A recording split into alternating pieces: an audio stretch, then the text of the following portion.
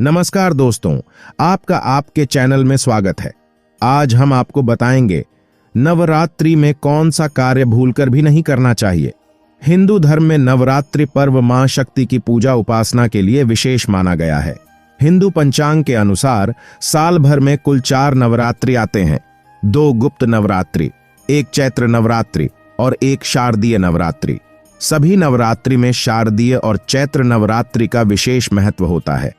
नवरात्रि के दिनों में देवी दुर्गा हिमालय से पृथ्वी लोक में आती हैं और अपने भक्तों के घरों में 9 दिनों के लिए विराजमान होती हैं। नवरात्रि के 9 दिनों में देवी दुर्गा के 9 अलग अलग स्वरूपों की पूजा आराधना होती है।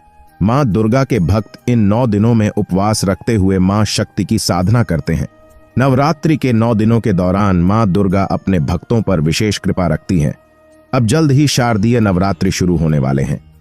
ऐसे में आइए जानते हैं इसकी पूरी डिटेल। हिंदू कैलेंडर के अनुसार शारदीय नवरात्रि आश्विन माह के शुक्ल पक्ष की प्रतिपदा से लेकर नवमी तिथि तक मनाई जाती है। शारदीय नवरात्रि को शरद नवरात्रि भी कहते हैं क्योंकि इसी समय से शरद ऋतु का आगमन भी शुरू हो जाता है। इस साल शारदीय नवरात्रि 15 अक्टूबर से 24 अक्टूबर तक दुर्गा विसर्जन और विजयदशमी तक रहेगी। ज्योतिषाचार्य ने बताया कि पंचांग के अनुसार शारदीय नवरात्रि की प्रतिपदा तिथि को यानी पहले दिन कलश स्थापना का शुभ मुहूर्त 15 अक्टूबर 2023 को 11:48 से दोपहर 12:36 तक है। ऐसे में कलश स्थापना के लिए शुभ मुहूर्त इस साल 48 मिनट ही रहेगा। माता रानी का हाथी पर होगा आगमन। इस वर्ष माता रानी का आगमन हाथी पर हो रहा है और गमन भैंसे पर। ज्योतिषाचार्य दशरथ नंदन द्विवेदी ने बताया कि नवरात्रि के पहले दिन के आधार पर मां दुर्गा की सवारी के बारे में पता चलता है। नवरात्रि में माता की सवारी का विशेष महत्व होता है और माता हाथी पर सवार होकर धरती पर आ रही है। हाथी पर माता का आगमन इस बात की ओर संकेत कर रहा है आपकी हर मनोकामना जल्द पूरी होने वाली है। देवी भागवत में बताया गया है कि जब भी पहला नवरात्र सोमवार या रविवार को पड़ता है तो माता का वाहन हाथी रहता है। इस दिन नवरात्रि होने पर माता हाथी की सवारी से आती है। बता दें कि वैसे माता का वाहन सिंह है, लेकिन जब भी माता धरती पर आती हैं तो वह अपने अलग अलग वाहनों से आती हैं। माता के इन वाहनों के आने और उसका क्या परिणाम मिलता है, इसके बारे में विस्तार से देवी भागवत पुराण में बताया गया है। देवी भागवत पुराण के अनुसार माता का हाथी पर आगमन बहुत ही शुभ रहने वाला है। माता जब भी हाथी पर सवार होकर आती हैं तो वह अपने साथ खूब सारी खुशियां, ज्ञान और समृद्धि लेकर आती हैं। शारदीय नवरात्रि के इन दिनों में मां के 9 रूपों की आराधना पूरे भक्तिभाव से होगी। मित्रों, माता के कई रूप हैं और मां का हर रूप ही भक्तों को सुख, समृद्धि और शक्ति देने वाला है। अपने भक्त के एक छोटे से प्रयास से ही मां तुरंत प्रसन्न होकर उसकी झोली खुशियों से भर देती है। वहीं उसकी एक छोटी सी भूल भी कई बार उन्हें नाराज कर जाती है। भक्तों, इन दिनों में वो कार्य भूलकर भी नहीं करनी चाहिए जिससे जितनी जल्दी मां प्रसन्न होती है उतनी ही जल्दी भी हो जाती है। अतः हम सभी को निरंतर प्रयास करना चाहिए कि मां को सदैव प्रसन्न रखें। दोस्तों, हम यह तो अच्छी तरह से जानते हैं कि नवरात्रि में हमें ऐसे क्या क्या काम करने चाहिए जिससे मां हम पर प्रसन्न हो जाए और हम पर कृपा करके हमें मनचाहा फल प्रदान करे, जो हम करते ही हैं। पर क्या हम ये जानते हैं कि हमारे किन गलतियों से मां नाराज हो सकती है और हमें उनके क्रोध का सामना तक करना पड़ सकता है? तो आज के हमारे इस वीडियो में हम बड़े ही सटीक, आसान और सरल शब्दों में आपको बताने जा रहे हैं कि नवरात्र में वो क्या काम है जो हमें बिल्कुल भी नहीं करने चाहिए। तो दोस्तों, इस वीडियो को अंत तक जरूर देखिए और देखिए कि अनजाने में पहले कभी आपसे ये गलतियां तो नहीं हो रही थी और कहीं इन्हीं गलतियों की वजह से ही आप मां की कृपा से वंचित हो रहे थे और सारे जतन करके भी मां पर खुश नहीं हो रही थी। तो चलिए जल्दी से शुरू करते हैं आज का हमारा ये वीडियो, ताकि आप भी इन गलतियों को करने से बचें और मां की कृपा के पात्र बने। दोस्तों, सबसे पहली और महत्वपूर्ण बात तो यह है कि मां को व्रतियां पूजा पाठ करने पर मजबूर नहीं करती, परंतु यदि आप कर ही रहे हो तो अपनी संपूर्ण श्रद्धा, भक्ति और विश्वास से करें।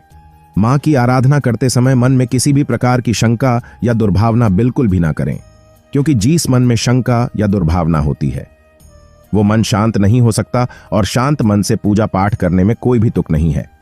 मन में मां के प्रति हमेशा सम्मान की भावना रखें। दूसरी बात, नवरात्रि में किसी भी प्रकार के अपशब्दों का प्रयोग अथवा गाली गलौज, झूठ, चुगली, बुराई इत्यादि बुरी बातों का मुंह से निकलने से बचाना चाहिए, क्योंकि जिस मुख से हम माता का पवित्र नाम, स्मरण, मंत्र, जाप और आरती इत्यादि करते हैं, उस मुख से निकलने वाले शब्द भी पवित्र होने चाहिए।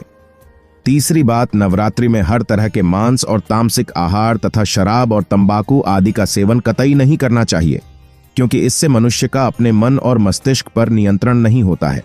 तामसिक आहार शहर में उष्णता का निर्माण करता है, जिसका प्रभाव सीधा हमारे हृदय पर पड़ता है, और शराब, तंबाकू इत्यादि के क्या दुष्प्रभाव हमारे शरीर पर होते हैं, इनसे हम भली भांति परिचित हैं। इसलिए जहां तक संभव हो सात्विक भोजन का ही सेवन करें, खासकर खट्टी चीजें खाने से परहेज करें।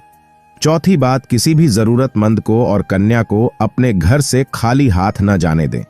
किसी की मदद करने से मां यूं भी बहुत प्रसन्न होती है, और जरूरतमंद की मदद करने पर तो मां की कृपा आप पर अवश्य ही होगी, और कन्या तो मां का ही रूप होती है। इन दिनों में मां कन्या के रूप में विचरण करती है। हाँ, तो यदि कोई कन्या हमारे घर से खाली हाथ चली गई तो समझो मां को ही हमने खाली हाथ भेज दिया। जिस मां ने हमें इतना सामर्थ्य दिया है कि हम किसी के लिए कुछ कर सके तो जरूर करें, अन्यथा मां को ये बात अच्छी नहीं लग सकती। पांचवी बात, नहीं, इन दिनों में बाल न कटवाएं, दाढ़ी ने बनाएं और नाखून नहीं काटें, क्योंकि बाल और नाखून को बढ़ने में हमारे शरीर की ऊर्जा का प्रयोग होता है, और इस समय उपवास आदि करने वाले लोगों को शक्ति की बहुत आवश्यकता होती है। छठी बात, चमड़े की वस्तुओं जैसे भेड़, पर्स इत्यादि के उपयोग से बचें, क्योंकि इससे पशुओं को मारकर बनाया जाता है, जो मां को कभी भी अच्छा नहीं लगेगा। सातवीं बात, गलसी अखंड दीपक को यदि घर में रखा है तो उसे छोड़कर घर को बंद करके जाना नहीं चाहिए। कल है, जो कि हमारी आस्था का और मां के सम्मान का प्रतीक है। यदि किसी घरेलू जानवर के धक्के से गिर जाए तो यह हमारे लिए बड़ी मुसीबत बन सकता है।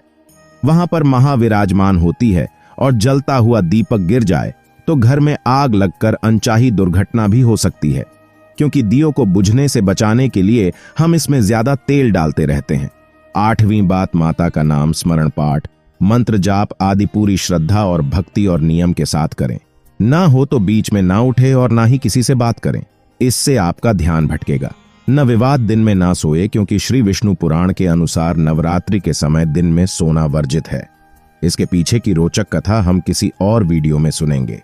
10वीं बात, मासिक धर्म के समय मंदिर इत्यादि में जाने से बचें, क्योंकि कई और भी बातें हैं जो नवरात्रि के समय ध्यान में रखनी चाहिए जैसे, परंतु यदि उपरोक्त सभी बातों का ध्यान रखा जाए तो मां हम पर अवश्य ही प्रसन्न होंगी, जो कि नवरात्रि शक्ति और भक्ति का पर्व है। मैं आपसे एक निवेदन करना चाहूंगा। दोस्तों की संपूर्ण स्त्री जाति में ही माता का अंश है, इसलिए कृपया आप सभी माताओं और बहनों का सम्मान करें और उनका आदर करें। आशा करता हूं क्या आप सभी इन बातों को ध्यान में रखते हुए नवरात्रि का त्योहार मनाएंगे और ढेरों खुशियां पाएंगे। धन्यवाद।